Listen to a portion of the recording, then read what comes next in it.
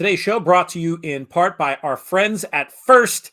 We are so excited to be part of these big festivities that are happening on March 5th. What's going on? We got 15 stakes races, 14 of them graded from the premier winter spring race venues in the USA. That's Gulfstream and Santa Anita. From 3 p.m. to 6:30 p.m., there's going to be a race every 15 minutes full of mostly stakes.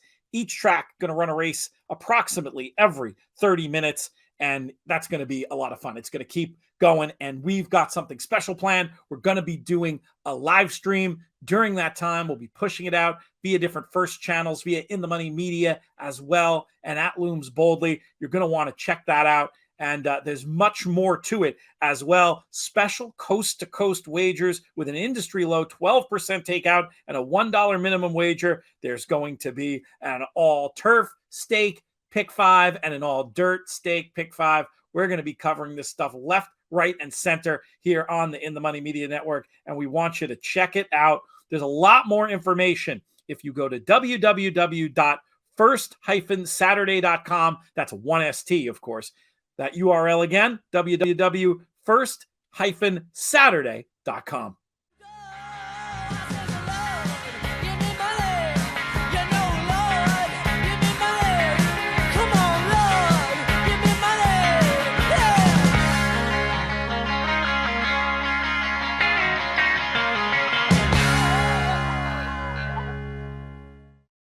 Hello and welcome to the In the Money Players podcast. This is our show for the races of Saturday, February 26th. I'm your host, Peter Thomas Fornatale, back with you in the Brooklyn bunker once again. We've got 3 segments on today's show. We are going halfway around the world and coming back again, ending up with my favorite get out bet, the Golden Hour Pick 4, the Golden Hour Double out there in California. And it's all going to kick off right after this.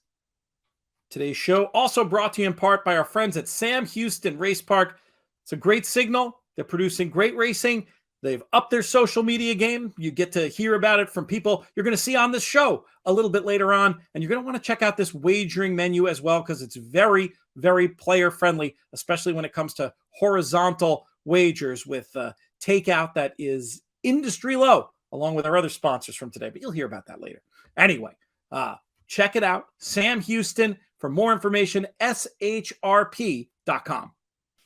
First up on the show today, we have our usual leadoff guest for the late week show. He is coming to us at a slightly different location than his usual. He's halfway around the world. You know him from many broadcasts, including his own eponymous podcast, also NBC broadcast. You're going to see him this weekend in the USA on Fox via the international of Saudi Cup Day. I'm speaking, of course, of TV's Matt Bernier. Matt, how's it going over there in Saudi? I'm all right, Pete. I feel bad for waking you up as early as I have to knock this out. It's a crazy, crazy week here where it's a combination of time changes and scheduling and things of that nature. It's roughly 1:20 on Thursday, my time, 5 and change Eastern morning, your time. So it's certainly not the easiest thing. We were over at the track early this morning for a breakfast show. We caught the 4:45 shuttle, and we had a couple hours of broadcast this morning, and now we've got a dinner to go to tonight. So there's always things going on, but we're excited as we're getting closer and closer to the big day. I don't mind at all. You know, it's horse racing. You're supposed to get up early in the morning once in a while. So, you know, it's just good to have you on the show making this report from the grounds. And what's the atmosphere like? What's the gig been like so far? You've got a great international cast of characters putting this broadcast on. I know that. Yeah, we're getting closer and closer to the big day. And I think now as each day passes, you get that sort of anticipation, similar to a Breeders' Cup, similar to a Dubai World Cup, or really any of the big events that we have in the States, where as we get closer and closer to game day, I think everybody's really starting to look at PPs and looking at horses and saying, okay, well, how can this race unfold, especially the Saudi Cup, knowing that this to me is a much deeper field this year than last year's race. We had the sort of co-headliners in Nixco and Charlatan, and Mishrif was able to upset both of them. This year, Mishrif certainly can win, but I think it's a much deeper cast of characters. You can make a case for a few different horses, and I think that's what a lot of people around here locally are starting to kind of get stuck into, that we could have a very, very good race on Saturday night.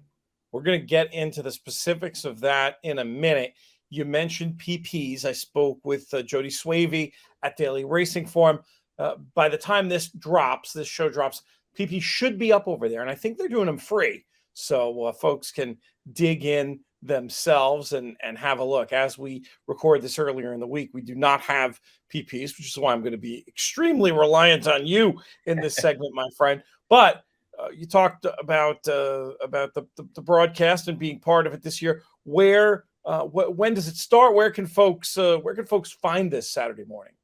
So if my times are correct, and I could be slightly off, but locally, I believe the first race on Saturday is right around 3:15 Eastern. I say Eastern, 3:15 local time. So East Coast, that would be, boy, off the top of my head, what is that? 8 o'clock in the morning, 7 o'clock in the morning, somewhere thereabouts. Well, we can figure this out. It's 5:22 here now. And what time is it there? 1:23. Okay, so that is if my calculations are correct, 7 hours? 8-hour difference. So you should be, I think the first race for East Coast folks would go off just about 7:15 or so on Saturday. There you go. So a reason to get up early. And then obviously it's a long card, so you don't have to get up too early to catch the dirt racing. The card's organized. You were telling me off air, turf racing and then dirt racing. Yeah, I'm still TBD where the Arabian races are going to slot in there, but the 3 grass races will be grouped together, and then the 3 dirt races will wrap up the evening. I believe it'll end up going Saudi Derby, Riyadh Dirt Sprint, and then the Saudi Cup to wrap things up. And the Saudi Cup itself should go off somewhere around 20 minutes to the hour, so about 8:40 local time, which would be about 12:40 on the East Coast. Where are your strongest opinions on this card to this point? Well, I do quite like a horse in the Saudi Cup, and we'll get into that in a little bit. The turf races, for me, it's been more a matter of trying to familiarize with the way the 2 tracks play, the dirt and the turf. Many people have compared this racetrack from a layout standpoint to Belmont Park. You have just a chute that goes on forever and a day. I believe they could run 1-turn mile and a quarter races, genuine 1-turn mile and a quarter races. That's how deep that chute is on the backside.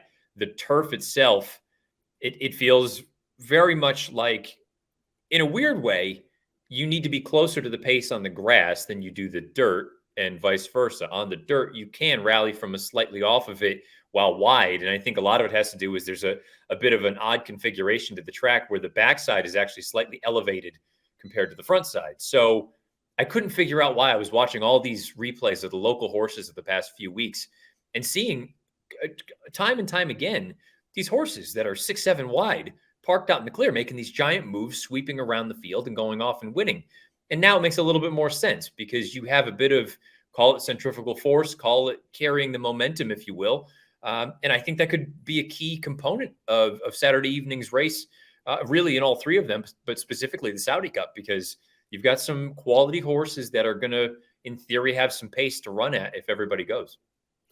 There is some potential to have horses who compete on Saturday and come over and run in a race like the Kentucky Derby and the 3-year-old race.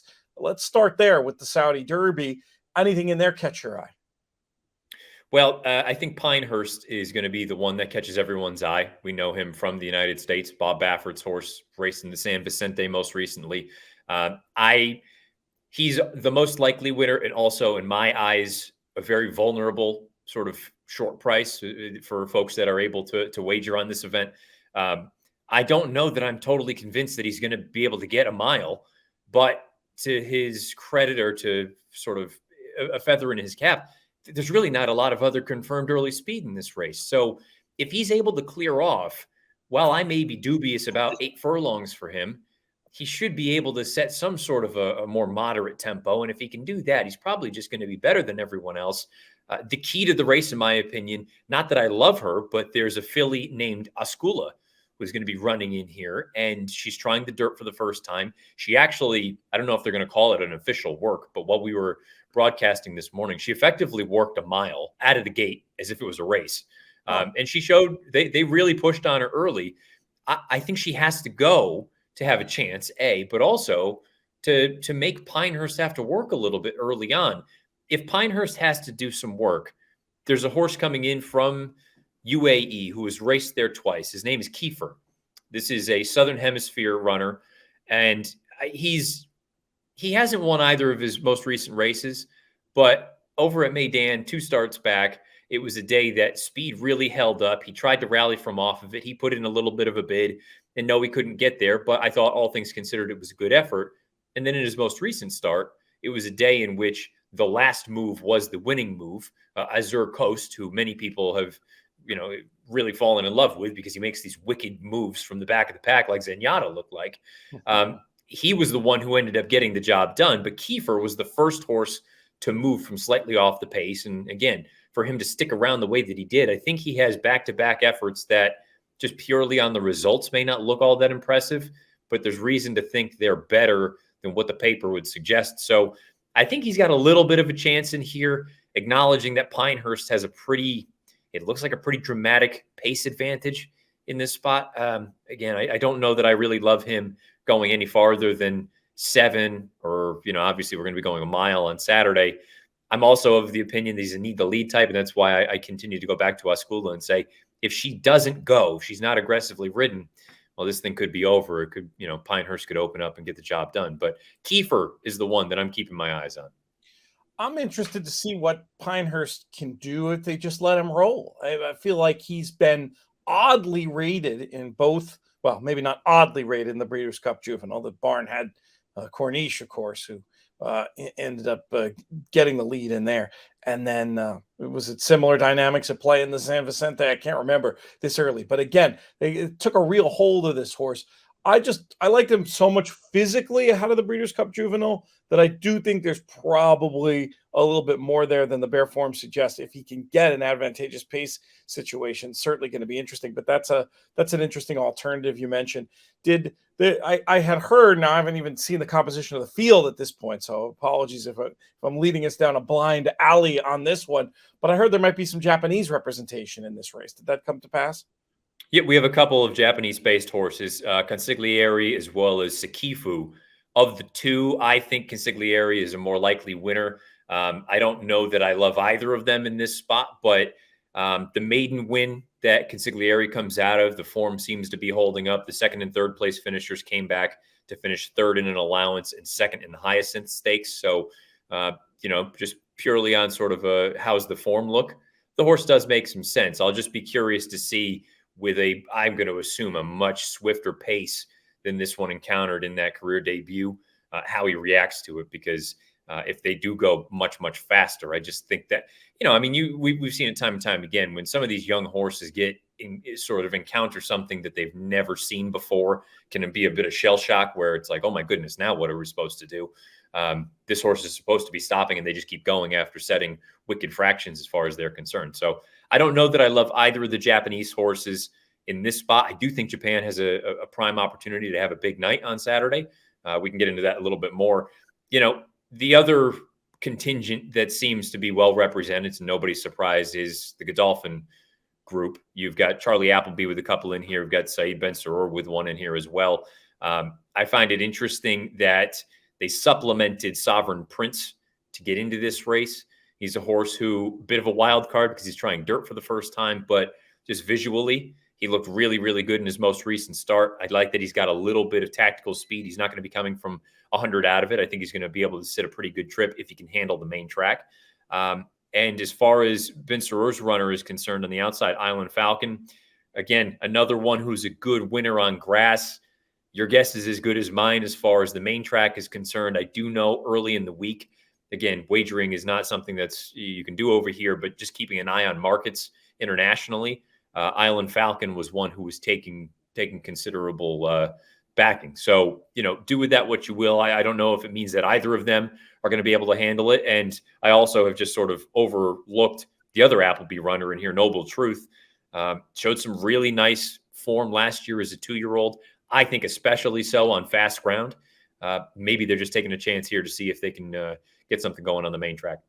We'll see how it plays out in the Derby, and we'll figure out for all you Godfather fans if he's a wartime consigliere on Saturday as well. USA participation in the sprint, what is that looking like? So this is an interesting sort of sideline. The main player in the Riyadh Dirt Sprint was going to be Ginobili. And while nothing has been officially announced on the Saudi Jockey Club website where all the entries are, he is listed as a non-runner. So there could be something coming. There may not be anything coming. It could be a clerical error. But if he does indeed go, Ginobili, the interesting thing about him in this race is it's run at 6 furlongs. And to me, as good as he is and with the kind of early foot he has, I've never thought of him as a 3/4 type. I've thought of him as 7/8 or a mile. So he is a main player, and this again is assuming he runs, but he's another one that you look at and go, well, he's not really doing what he wants to do. He wants to go a little bit farther and carry that speed.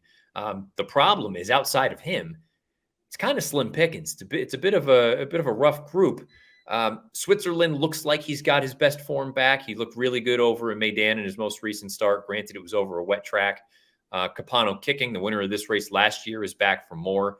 He's one who would appreciate some pace to run at. His form after the Riyadh Dirt Sprint last year kind of was hit or miss. There really wasn't much to sink your teeth into, but it seems like this is a track that when horses get over it, they can replicate that form time and time again. So the Dirt Sprint will be interesting. I would say, honestly, of the 6 races, the 6 big ones, it's the one I'm probably least interested in, just simply because it doesn't feel like it feels very top heavy. And even of the top heavy runners, I'm not sold on any one of them. Gotcha. Well, let's move on to the big race of the night, the Saudi Cup. You've already alluded to the depth of the field. Who's going to win the thing? I mean, you could really look at it and say, on form, it's a battle of Mishrif and Mandaloun. And Mishrif, we know, won this race last year. It looked so impressive doing so. He went on to win other, giant races throughout the year, whether it's the Sheena Classic or whether it's the race at York. He's a big time player. If he wins this race, he will become the winningest horse in the history of horse racing from a purse money standpoint, or prize money standpoint. I think he makes all the sense in the world. We saw him working this morning. He looked very, very good out there on the track. And as far as Mandaloun is concerned, this is his opportunity, I think, to show the world that, yes, he is a dual grade 1 winner, but he's yet to cross the wire first in either of them. This is his chance to show internationally that he is really as good as many of us, myself being one of them, have made him out to be, that he is truly an elite racehorse. But it doesn't just end with those two. You've got the rest of the American contingent. You've got Midnight Bourbon, who we know at this point seems like when Mandaloun and he kind of go head to head, Mandaloun typically gets the better of him. We've seen Midnight Bourbon lose in advantageous positions in the past. I think this pace is going to be pretty honest early on between he, Art Collector. You've got Secret Ambition in here who's going to show some speed. I can't imagine this being a dawdling pace, put it that way. I think that works against a horse like Midnight Bourbon, who would have to put away the speeds, then deal with Mandaloun and Mishrif, who I envision tucking in just behind them. And if he puts them away, deal with anybody rallying from well off of it. Country Grammar is a wild card of all wild cards in here for me, because I thought he was really good last year in the races that he ran at Santa Anita. And then he was sidelined with the ankle. I find it fascinating that this is the race that Baffert has had pointed all along for this runner. A 1-turn mile and an eighth. He is a bit of a grinder. He feels like a horse that he's open to getting into a bit of a fight with you. And if you throw it down at the top of the lane, I don't think he'll wilt. We know Baffert's history as far as lengthy layoffs are concerned, having horses ready to roll. I wouldn't be surprised at all. He's the most intriguing of the American runners to me. I think Mandaloun's the most likely of the American winners. But Country Grammar, I could see a scenario in which he's actually very competitive in this spot. Many people here are intrigued by Real World, who is one of the Godolphin runners. He's very talented. He's done nothing wrong on turf.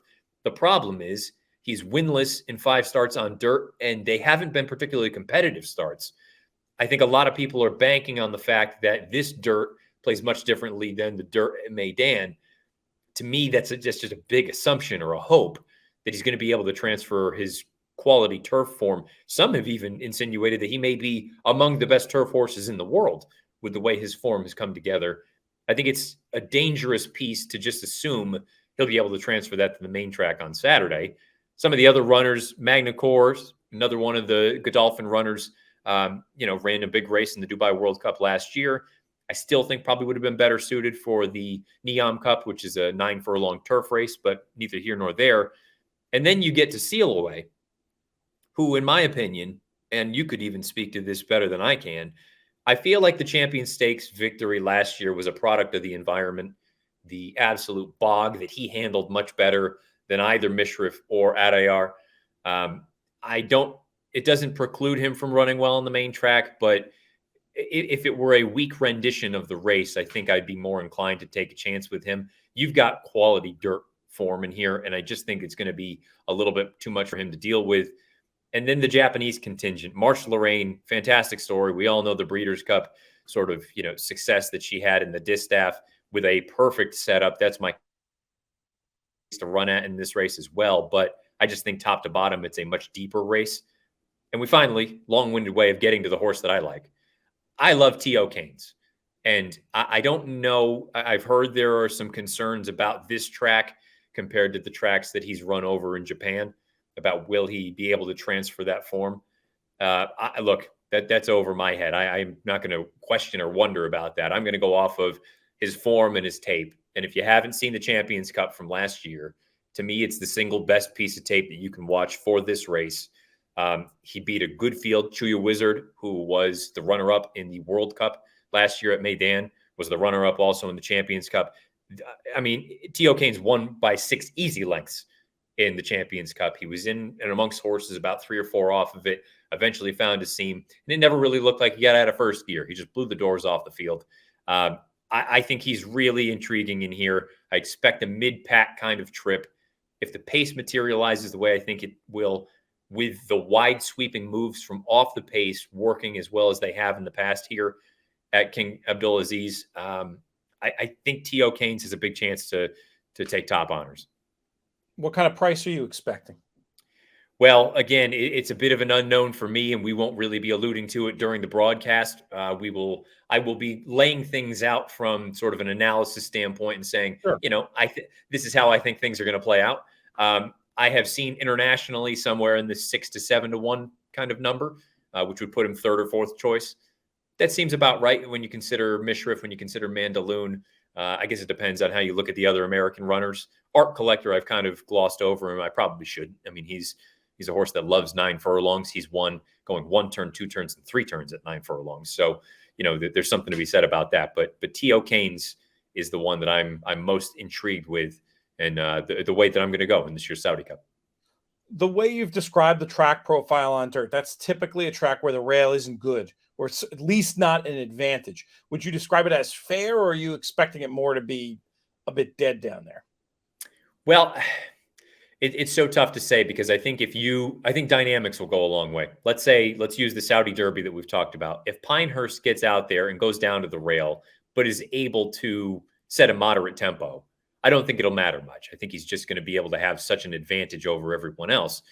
In a race like the Saudi Cup, if the pace does end up shaping up the way I think it could, with Midnight Bourbon, with Art Collector, with Secret Ambition, maybe somebody else is involved early, Country Grammar even, I think you're going to want to be kind of keeping that momentum running and moving maybe a few paths out off the rail. And I know a lot of people have made a big deal about Mishrif drawing the far outside in post 14. I don't really view it as a negative. He's not going to be among the leaders early. I see him being 2, maybe 3 lengths off of it as they go down the backside, depending on how fast they go. And if that's the case, all right, maybe he's going to be 3 or 4 paths off the rail, but I don't know that that's necessarily a bad thing. So, so much of it will depend on how hard they go early on. I'm expecting it to be a pretty swift pace, maybe not Charlatan and Knicks Go Fast, but I don't think it'll be too far off that. All right, great stuff, Matt. We look forward to watching you during the broadcast, and wish you Godspeed as well as your selections. Thanks, Pete. Make plans to head down to Houston for an NHC qualifier on March 26th at Sam Houston Race Park. It's a $1,000 entry fee, all bankroll, and you get to keep what you have left. Tour points are available, and the top 2 finishers win all expenses paid trips to the NHC in February of 2023. More details are available at shrp.com. You can also look to qualifiers over at horsetourneys.com. They've got some events on there where you can win your way in. Find out more, shrp.com. Next up in the show, very happy to welcome back guests that have been with us a bunch lately, and hopefully are going to be with us a bunch in the next coming weeks as well. You heard me talking earlier in the show about how much I've been enjoying the Sam Houston meet. And from Sam Houston, we have two guests, starting with a woman you've seen promoting the meet on social media. You've seen her down there last weekend, though now back in the colder parts of the country. Jessica Paquette. Jessica, how are things? Snowy, but besides that, everything's great here north of Boston. Looking forward to a great weekend watching from home at the racing at Sam Houston. And then from the planet Texas itself, the guy you've heard on these airwaves talking Sam Houston, you hear him on the mic there nightly. He is Nick Tammaro. Nick, what's up? What's going on down Good morning. there? I'm trying to hold up a sneeze. I hate it when that happens. Right, just in time, right? But everything's good in Texas. What's weather looking good this weekend? What's happening? Weather's looking good. Yeah. Well, I mean, it's not particularly nice out, but it's a hell of a lot better than it is in Boston. Yeah, you don't have about 8 inches of snow outside your door right now. Yeah, no. It's in the 40s today, which for us is chilly. My heart bleeds for you. Yeah, I'm in the middle with weather.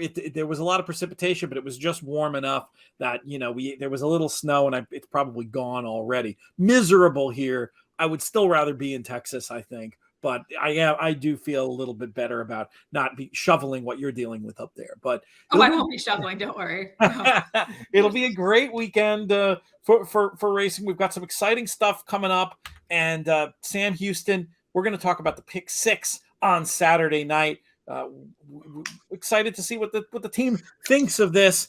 It starts off at 9:50 Eastern with race number 5. We've got 3-year-old maiden claimers at the $50,000 level going 1 mile on the turf. Jessica, we'll start with you. How are we going to light this candle?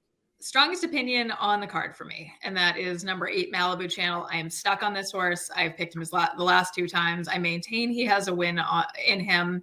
I like that the blinkers come on today. It's his 3rd start. I think he's just a slower developing type. I thought he got over the turf also well enough to make a case for him here. By English Channel, his dam was a minor stakes winner going long on the grass, has been really useful so far. So top choice, the Broberg barn, of course, very live right now. Is this the kind of thing in the Pick 6 where you might stand alone, or did you have any backups or horses to go with for? I will live and die on this opinion.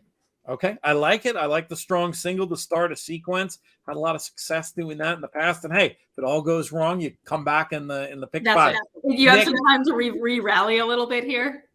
Oh yeah, Nick, how do you see it? Is it as simple as Malibu Channel to kick things off? Well, the biggest angle that Malibu Channel has going for him is Tammaro off. So that's going to be that'll help a lot. I liked this horse a lot last time, and it was a night there was a carryover in the Pick 6, and it ended with Ronick winning. And I will admit I was alive to Malibu Channel and Big Bernie, and Malibu Channel was paying significantly better. I'm sure we don't ever see Will Pays. By the way, for anybody who's been betting the Pick 6, the reason why we don't see Will Pays is because the Racing Commission put in a rule when we went to jackpot bets that you could not put Pick 6 Will Pays up. It's something that we're looking to get rolled back because obviously we're not a jackpot bet anymore. Lone Star still has a jackpot bet. So that's why our tote system is actually not even calculating the Will Pays. So I called the mutuals department the other night because a friend texted and said, I'm alive to the 1. And but we just don't have them. So I picked Malibu Channel 3rd. I would use him on any kind of multi-race play. So it's not a full Tammaro off. I picked Dare to Be Wild, who I'm probably getting a little too clever in picking Dare to Be Wild, but he really ran off on Lane Luzzy last time out. That was a much better maiden special weight race. It's the same race that Malibu Channel exits. I'm hoping that maybe he just gets an easy lead, and this is a really hungry bunch. I mean, this is not a particularly good field, and Sidebar is going to take a ton of money and is a horse worth betting against to me 8 days a week. So I would use the 1 and 8. I'd probably find a way to include the 7, ran the red light. Not a lot of turf pedigree there. Cross traffics are just okay on the turf. There is 1 turf winner on the dam side, but it's kind of an in Mindy Willis I trust. She's a very underrated trainer. Very good barn. I could see this horse moving up. I have that literally in Mindy Willis I trust as my notes for later in the card. Sometimes it's just that simple, right? Yeah, it really is. Let's move on to race number 6. We've got maidens once again going 7 furlongs on the dirt this time. Nick, we'll keep it with you. I really liked the race that Cottonwood ran last time out, and I know it was on turf, but Spurley came back and ran really well. I think it just goes to show there were some quality horses in that race, and I don't think the buyer figure really captures the quality of the race they ran, because that was a night where we were dealing with some cold temperatures, a lot of wind, and I think that could have affected the way things ended up shaking out, at least in terms of final time. So, and you both know I'm a sucker for cutbacks. I know this is just a mile to 7. I kind of like more of a 1.5 to 2 furlong cutback, but I think Cottonwood's going to be able to settle and make one run. So I picked him on top. I would also use the 6 Skywave for Scott Young, Jessica's favorite trainer, who picked up 2 wins last night and said something nice about me on Twitter. So he's vaulting up the ranks in my favorite trainer category. We follow each other now too. So it's things are getting serious. Things are getting really serious. Yeah. I didn't bother him while he was carrying his bag of tack either through the grandstand.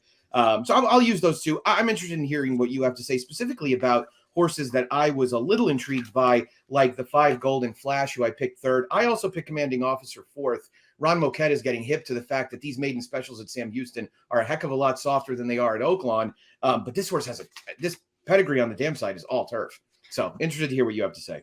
So this was kind of a race that I wound up settling on Commanding Officer on top more out of attrition than anything else. Like Aquamine, Cottonwood, sure. Like in Skywave, maybe any of these horses win. They've all shown plenty of ability. They just have not wowed me in any way. Like you make a better case for Cottonwood than I think I was trying to make. So I went with an unknown commodity and Commanding Officer. But yeah, this is a horse you have to kind of think wants to go a little bit longer, maybe wants to go on the grass. This is one I wish I was in Texas in person, because I'd really like to see him in the flesh and get an idea of whether he looks like a turf horse or not. But the work tab is steady. Can't not getting Rye Eichelberry aboard. I'm using him on top, but I'm kind of backing that up with like Aquamine, Cottonwood, and Skywave. So 4 and 8 and 5 as backups to the 2 for you, Jessica. Do I have that right? That sounds perfect. And for your official reckoning, Nick, how do you want me to grade those horses out between A's and B's? I would use 5, 6, 8 equally, and I would back up with the 1 and 2. All right. Little spready there. Hopefully we can get through leg 6 and race 6, leg B. Very slowly calling me out there, Pete. No, it's okay to be slowly. No, it's fine. We've talked about this before. Of course, absolutely. Quarter claimers are what's on display in race number 7, going 1 mile on the turf with 4-year-olds. And up, Jessica, we're going to throw the ball back in your court. What are we doing with this field of, I guess it's really field of 8, because we've got a main track only who hopefully we won't have to worry about in here. I went with Sunrise Kitten on top for Ronnie Cravens. I think he's been really live with these dirt turf types. They don't always win, but they do tend to run reasonably well. I like that this one is rounding into form off of a layoff, has some turf ability. His turf form last year was a little suspect, but I think he's improved, and maybe Ronnie's figured him out a bit. This is a trainer I've been very impressed with, how he runs his business, how he spots his horses, and how his horses look. Getting to see some of these Texas horses and horsemen in person has been very helpful for me in my handicapping from home. Also, like Drew Power, I thought he got a great ride last time. Big turn of foot, delivered as the favorite. And number 8, Nana's Boy, and Mindy Willis, we all trust, apparently. the horse we hinted at a little bit earlier in the card. Anything on paper with Nana's Boy, or is it really a true just pet trainer you don't want to get beat by?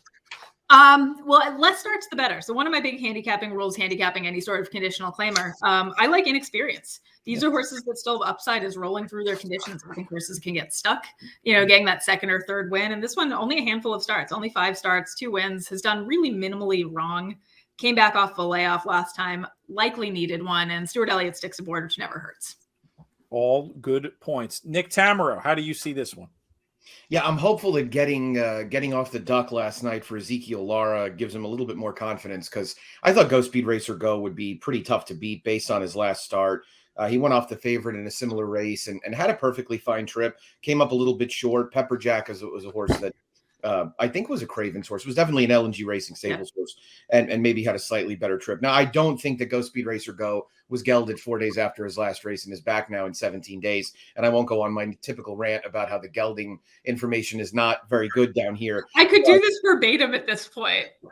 every time I see it, it just kills me. But anyway, I think this is a horse that's improved a little bit as a 4-year-old. And really, he was awfully good as a 3-year-old. So, I mean, good enough to earn a start in the Mystic Lake Derby off a maiden win. I mean, granted, he was 119 to 1. So I thought he made a lot of sense. The other horse that I was somewhat interested in was Sweet Medicine, who I think faced considerably better horses last time out in Public Information and Painter Party. Public Information was from the Mike Maker barn and won that race in the nightcap on Houston Racing Festival. This is his third off a layoff. I find Francisco Bravo to be a very sneaky good trainer down here. And you want to talk about horse with back form. I mean, this horse was getting buyer figures in the mid to upper 70s, low 80s last year. So I thought he made some sense. I also think this race is a little short on speed. And so I don't know who it's going to be. I think it really could be Sunday Bling stretching out. It could be Sweet Medicine based on what we've seen. It could be Go Speed Racer Go with blinkers on. It could be Nana's Boy or Texas Bad Boy. They all have enough speed to get the lead. I'm hoping that if one rider is decisive, I think that horse is going to have a major advantage. I think Sunday Bling is really interesting here. The two, Peter and I were talking about off camera, the Texas breeding industry and the way, more and more quality stallions and quality horses and too much bling. I have enjoyed so much getting to see his offspring in person because they're all the same. They all look the same and they do a little bit of everything. They dirt, they turf, they go long, they go short, but they all have, this is just a weird horse girl thing, but I find it hilarious. They have the same expression regardless. It's just, their eyes are a little close set together. They have the same bewildered expression among all of them. And they crack me up. So, no bearing, but they do run. And I like them on the turf. I think they do take to the turf really well. That is an idea, though, that in the breeding industry, stamping the offspring and he really does. Able to, and then when it comes to something like trying a new surface, I'll definitely take that bet with a little bit more confidence when it comes to a sire that passes those characteristics along. So that's definitely interesting. But you want to talk about what my approach to this race.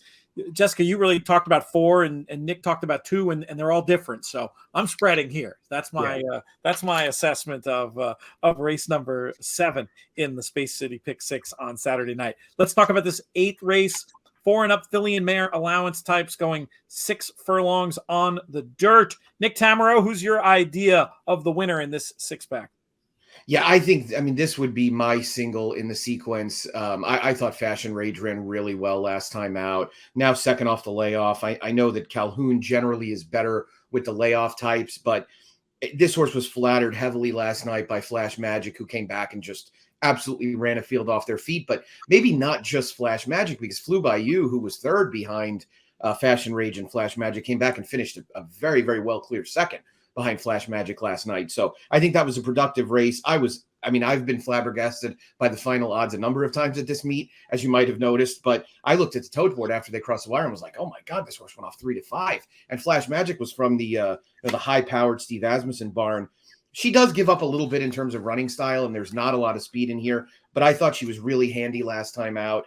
I would use her as a lone A. I'd probably use one backup with Cantata, but I'm a little tired of Cantata. I don't, I know she turned heads with an impressive debut win back in 2020 at Saratoga, but there's a reason why it's the best speed figure on her past performances. She has never looked like that horse again.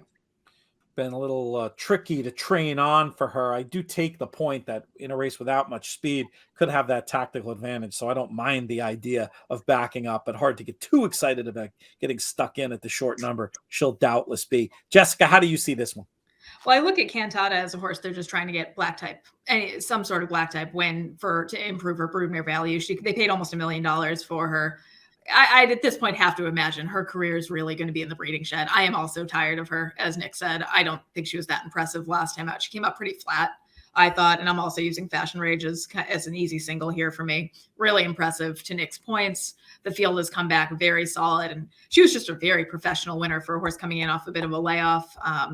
Sometimes you let them mature from 3 to 4 and they turn into whole different animals.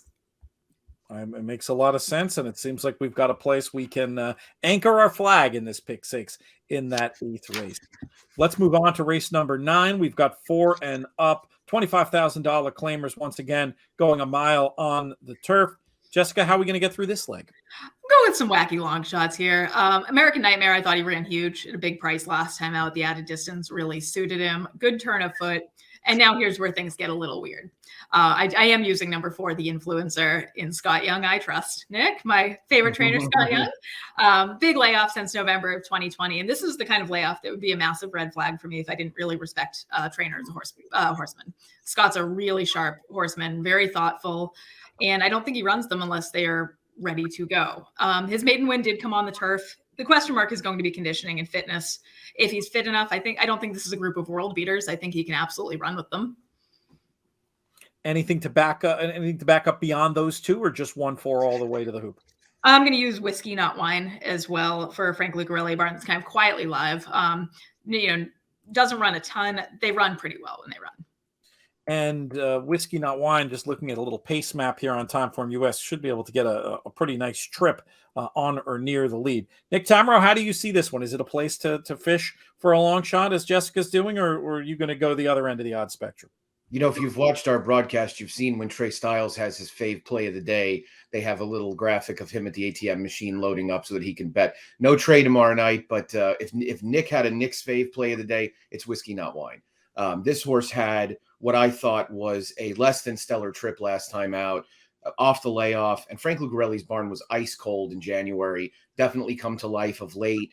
Had a horse actually outrun his odds by a mile last night that finished a good second in a maiden special weight race. Without getting into really beating up on the jockey too much, Weston Hamilton got a little lost in this race. He was outside going to the first turn, got carried out a little bit, continued on wide. That was a brutal pace, and it really took its toll. You see where Drew Power came from, and Yip Yip Kip, who was second, came from deep in the pack. This horse is going to be 2 to 3 times the price of Yip Yip Kip, and he ran a lot better than him last time out. So whiskey, not wine is probably would be my best bet of the day if I was going to offer up something like that. I do have to have American Nightmare on a backup ticket because, like Jessica was saying, this horse spotted the field lengths last time out of the gate. Now, I know they went fast and the race came apart late, but he ran very well. And I remember thinking to myself as I saw him moving at the quarter pole, holy cow, can this horse win? I picked him that day. I was like, holy cow, can this horse win?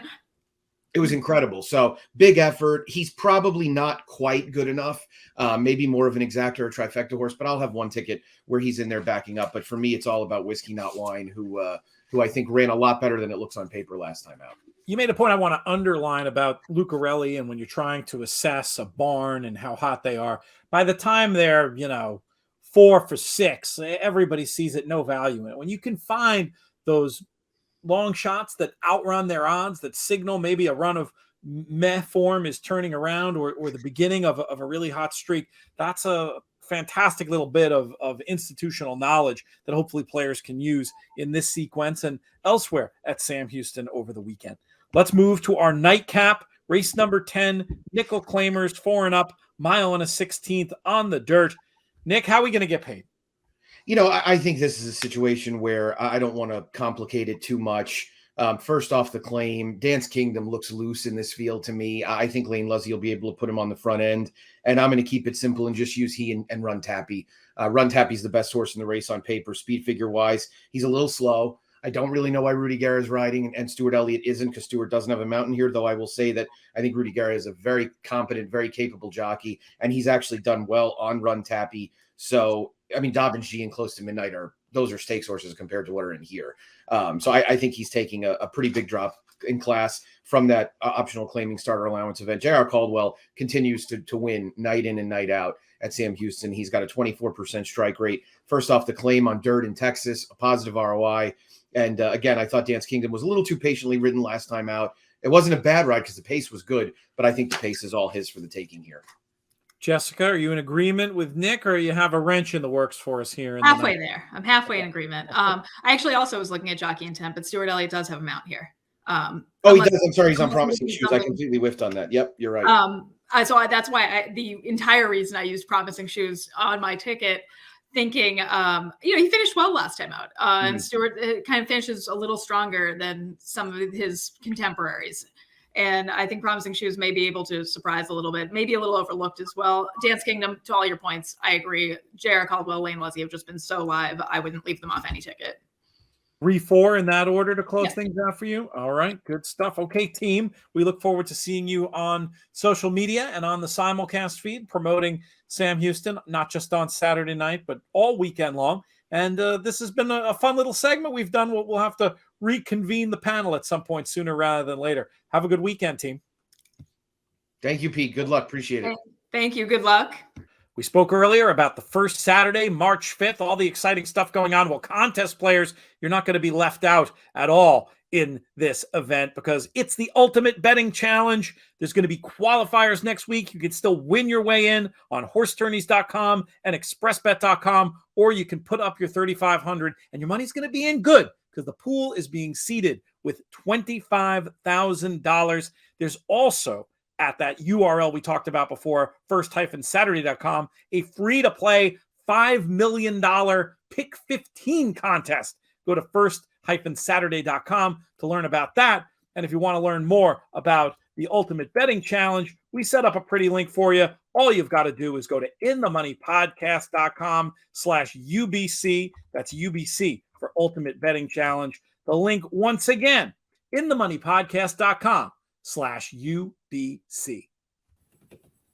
Next up on the show, very happy to welcome a guest. He's been on shows before, but he hasn't been on in a while. And he's got a new role with us looking at Southern California racing over at inthemoneypodcast.com. The editor of many, many horse racing books that you've probably read if you're out there in the audience, and a sharp horse player in his own right. Dean Keppler, how are things? Pete, how's it going? Good to see you again. Been a long time. It's been too long. So I know, in addition to having success in the Southern California circuit, you're a big fan of these golden hour wagers. You're not afraid of the synthetic. And I think, like me, you like the low takeout and the slightly higher denominations when it comes to these wagers. Is that about right? Yeah, I mean, the 15% takeout is just, how could you pass it up? And, although I'm based here on the East Coast, most of my handicapping success has come in California, both in North and South California. So I probably should be a West Coast based guy, but I look back on my handicapping over the years. California, I can trace my biggest hits to. So, but it's an excellent bet. It really is.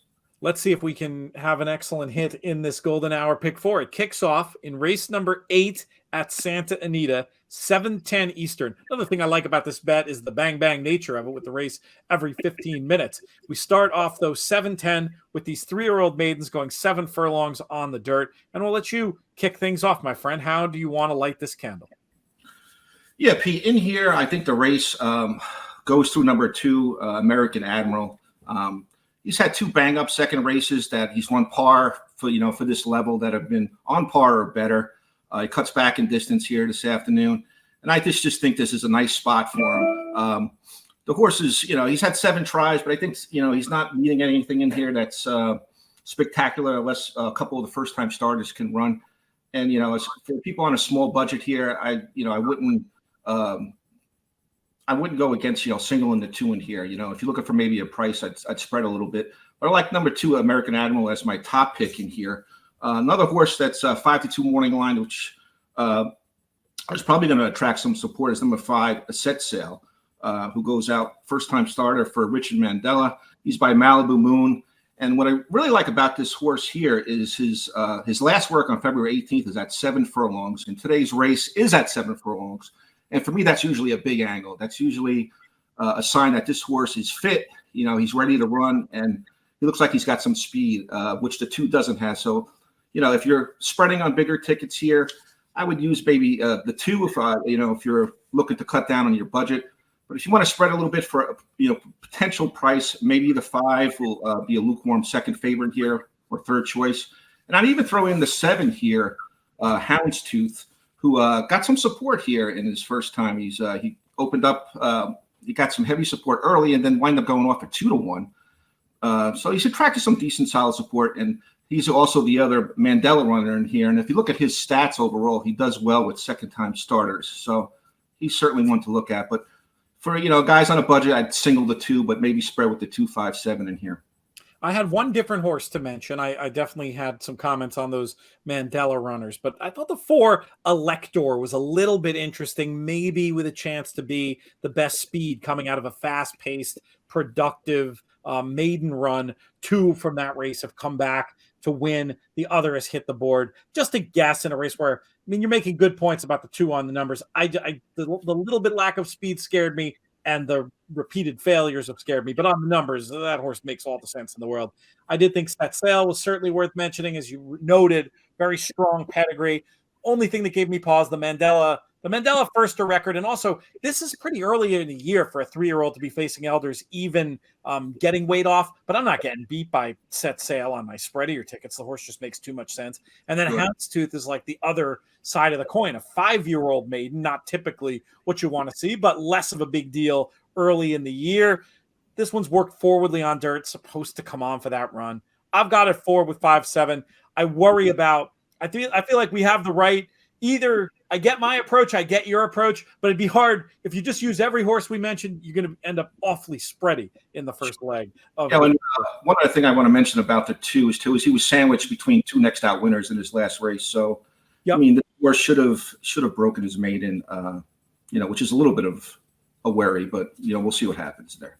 Yeah, 2 different approaches, equally valid. Pick which one you want is what I'd say as you kick off this golden hour bet. Let's move up north to Golden Gate. 7:25 p.m. is this 4 and up allowance race, going a mile on the synthetic with a field of 6 going postward.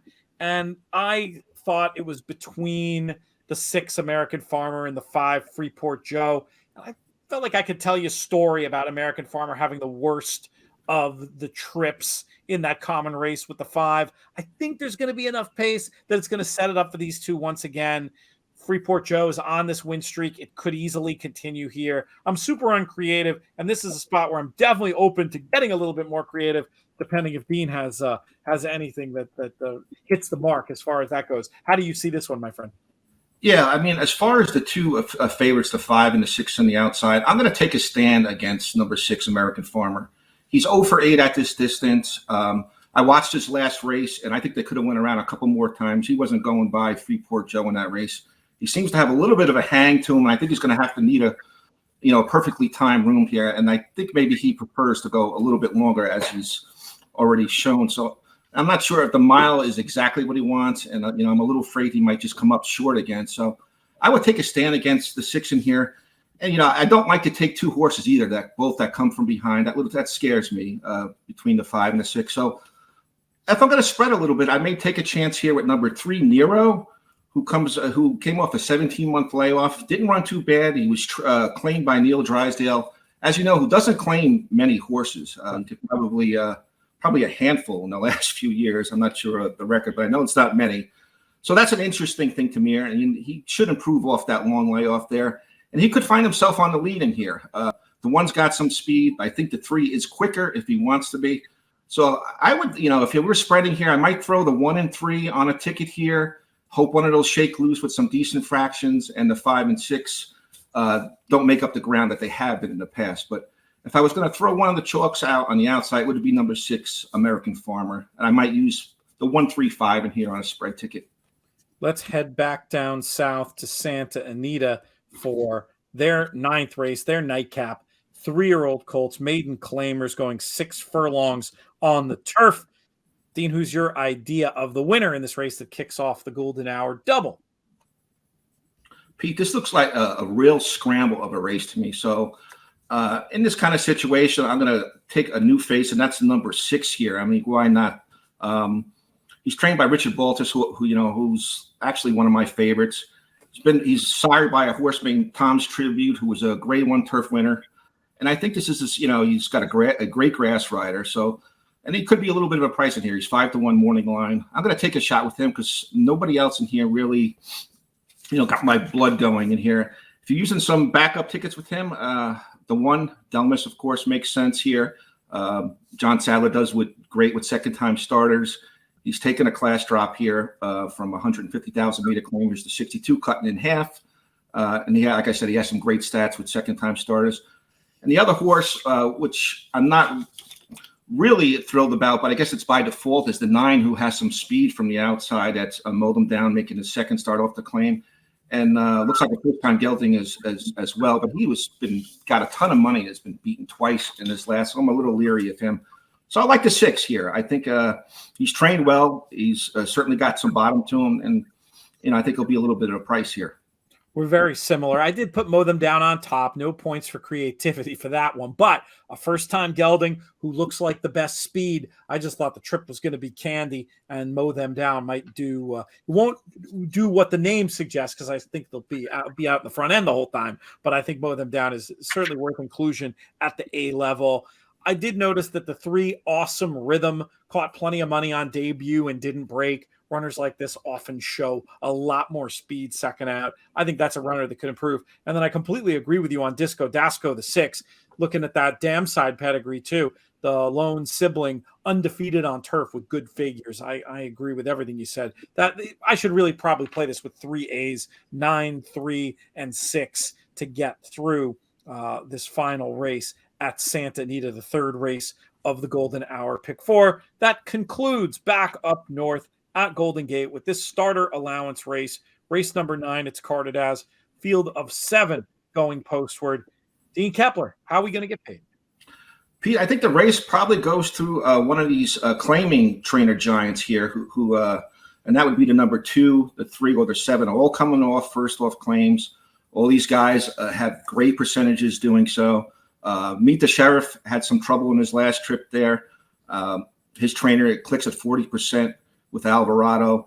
The 3 is another great, Jonathan Wong, great first off the claim trainer, clicking somewhere between 30 and 40%, depending on how you want to look at the stats there.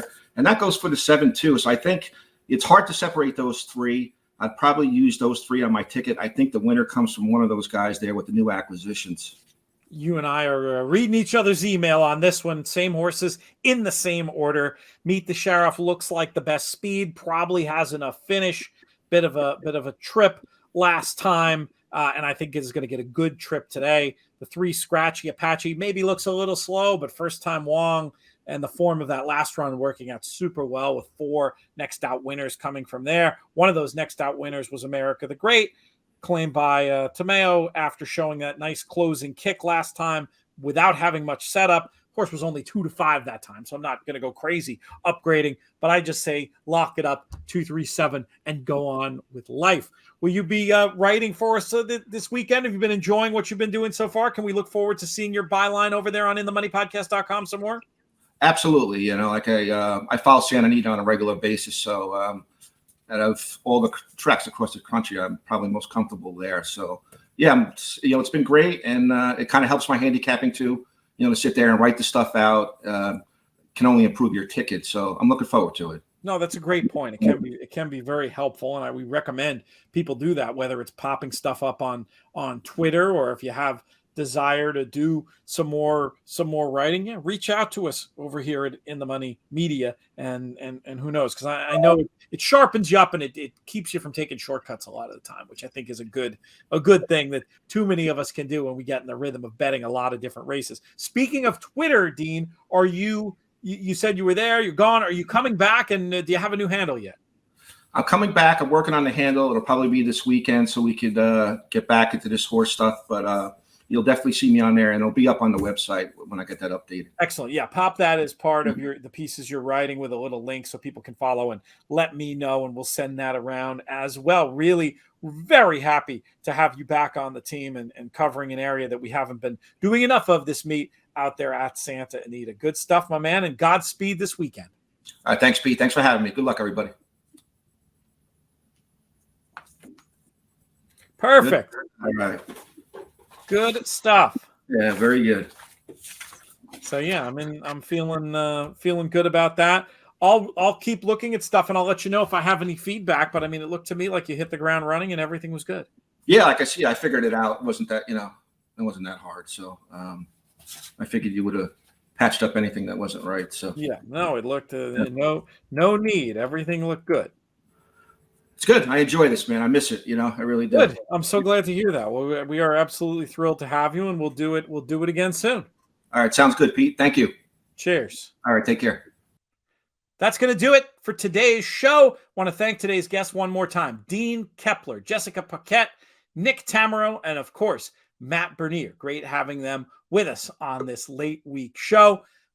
With those thank yous out of the way, we're also going to thank our founding partners. That includes 10 Strike Racing. Around here, you know how we love to root for the purple and black, and also our friends at the Thoroughbred Retirement Foundation. To learn more about them and the great work they do, you can go to our page, trfinc.org/players. You can donate right from there. And I think there are even a couple of bottles of whiskey left if you make your donation soon. We are running very low on the In the Money rye and the signed Woodford bottles by John Velasquez and Graham Motion. But feel free to get involved and check those out as well. Not for sale, but available as a gift if you donate a certain amount. Check it all out, trfinc.org/players. Most of all, though, I'd like to thank all of you, the listeners, for making these shows so much fun to do. This show has been a production of In the Money Media. Our producer is Producer Craig, pushing all the right buttons as usual. Our business manager is Drew Coatney. Our chief creative officer is Jonathan Kinchin. I'm Peter Thomas Fornatale. May you win all your photos